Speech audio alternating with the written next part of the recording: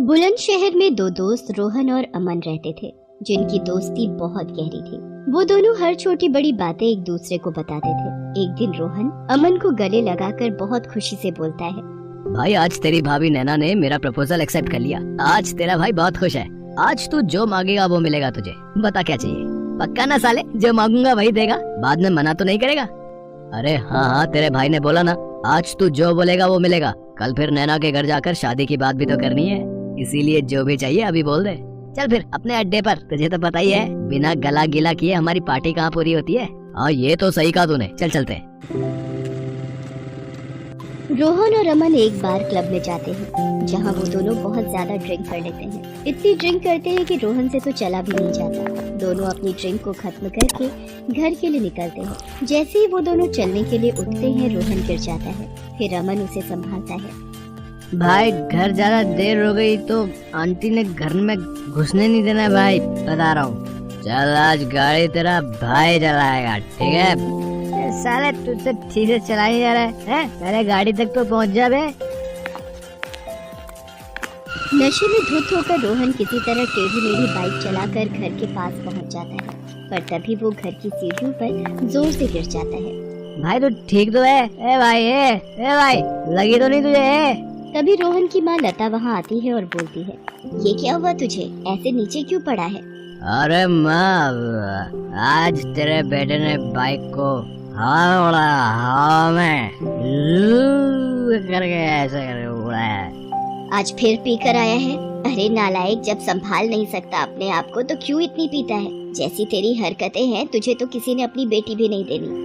अरे बस समझ दे दी तेरी बहू ने, हाँ कर दी। तभी पार्टी की हम दोनों ने पार्टी।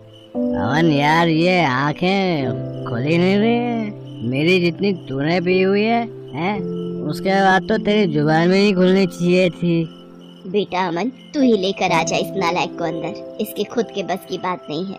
अमन रोहन को अंदर ले जाकर कमरे में सुला देता है और खुद भी उसी के साथ सो जाता है। अगले दिन सुबह लता रोहन को आवाज मारकर उठाती है तो आंखें खोलकर भी वो नींद में होता है। माँ अभी तो अंधेरा हो रहा है, सुबह तो होने दो। नालायक, अभी भी नशे में है। सूरज सर पर आ गया है, आंखें खोल कर देख। और कब होगी तेरी सुबह? एक आवाज में उठकर नीचे आ जा, वरना तेरी टांगे तोड़ देनी है मैंने आज। यार अमन, तू कहाँ है? मेरे कमरे में इतना अंधेरा क्यों हो रखा है? लाइट जला जरा। अबे पागल हो गया क्या? इतनी रोशनी हो तो रही है, मेरी आंखों में तो चुभ रही है और तुझे अंधेरा लग रहा है। क्यों मजाक कर रहा है यार? सुबह सुबह अंधेरा ही तो है, और तू है कहाँ? मुझे दिखाई नहीं दे रहा अंधेरे में। लाइट जला ना। अमन रोहन की बात सुनकर घबरा जाता है। वो उसको खिड़की के पास ले जाकर बोलता है, अब दिखी साले रोशनी? लाइट जला तभी तो दिखेगी रोशनी। ये सब देखकर अमन समझ जाता है कि गिरने की वजह से रोहन की आंखें चली गई हैं। भाई तू अंधा हो गया लग रहा है। सुबह के 10 बज रहे हैं लेकिन तेरी आंखों में रोशनी नहीं जा रही है। यार ये क्या हो गया? ऐसा नहीं हो सकता। अभी तो नैना के घर बात करने जाना था। अगर उसको और उसके घर वालों को पता लगा कि मैं अंधा हो गया हूँ तो रिश्ता जोड़ने से पहले ही टूट जाएगा। दोनों इस बात से बहुत परेशान होते हैं। लता उन दोनों को नीचे से आवाजें लगा रही होती है, जिसे सुनकर अमन रोहन को संभाल कर नीचे लेकर जाता है और रोहन प्यार का मारा अपनी माँ को सच बताने की जगह नैना के बारे में बताता है। और जब लता अपने बेटे के प्यार के बारे में सुनती है तो खुशी से बौखला जाती है और बोलती है, सच्ची तुझे लड़की मिल गई? शुक्र है भगवान का तुझे किसी लड़की ने पसंद किया, वरना तेरे लक्षण देखकर तो लगता ही नहीं था कि कोई लड़की तुझसे शादी करेगी। अब मेरे घर भी बहू आएगी। मैं अभी तैयार होकर आती हूँ, फिर हम नैना के घर चलेंगे। लता तैयार होने चली जाती है और अमन भी रोहन को तैयार कर देता है। तीनों नैना के घर जाते हैं, जहाँ पर नैना की माँ कमला उनका स्वागत करती है और सबको बैठने के लिए बोलती है। ना दिखने के कारण रोहन नैना की गोद में जाकर बैठ जाता है। ये देखकर कमला बोलती है, बेटा वहाँ शादी के बाद बैठना, अभी फिलहाल सोफे पर बैठो। ओहो, माफ करना आंटी जी। दोनों परिवार मिलकर रिश्ते की बात करते हैं। इस बीच नैना रोहन को ही देख रही होती है और रोहन इधर उधर देख रहा होता है। तभी नैना रोहन को कोहनी मारकर बोलती है, तुम्हारे बगल में बैठी हूँ मैं, इधर उधर क्या देख रहे हो? ये सुनकर रोहन अपने मन में कहता है, इधर उधर तो तब देखूंगा ना जब कुछ दिखेगा। हे भगवान, इतने समय बाद मुझे मेरा प्यार मिला, वो भी पूरी तरह मिलने से पहले ही आपने मुझे अंधा कर दिया। बोलोगे भी अब कुछ या नहीं? बेबी, पूरी जिंदगी अब तुम्हें देखना है। दोनों के घर वाले एक हफ्ते बाद की शादी की डेट फिक्स कर देते हैं, लेकिन रोहन अपने अंधेपन के लिए बहुत परेशान था। वो अमन के साथ जाकर अलग अलग डॉक्टरों से बात करता है, लेकिन कोई भी उसकी आंखों की रोशनी वापस नहीं ला पाता। धीरे धीरे शादी के दिन भी पास आने लगते हैं और शादी की तैयारियों में रोहन कोई मदद नहीं कर पाता, क्योंकि वो कुछ देख ही नहीं सकता था। वो अकेले कभी कहीं तो कभी कहीं टकरा कर गिर जाता था। ये सब देखकर लता रोहन से बोलती है, ये आंखें क्या किराए पर देकर आए हैं जो इनसे दिख नहीं रहा तुझे? ऐसा बोलते ही रोहन रोते हुए अपनी माँ को सारा सच बता देता है। नालायक, तुझे कितनी बार कहा है इतनी मत पिया कर, लेकिन नहीं, तुझे कहाँ कुछ समझ में आता है। तुझे तो पीना जरूरी होता है। देख ले अब अपने पीने का नतीजा। जो उस दिन तूने इतनी नहीं की होती तो आज अंधा नहीं होता। माँ, अब हो गई गलती, माफ कर दो। माफ कर दूं? अरे नालायक, मेरे से तो झूठ बोला चल जाएगा। कम से कम जिसके साथ जिंदगी बितानी है उसे तो सच बता देता। ऐसे धोखा देने से रिश्ते नहीं जुड़ते।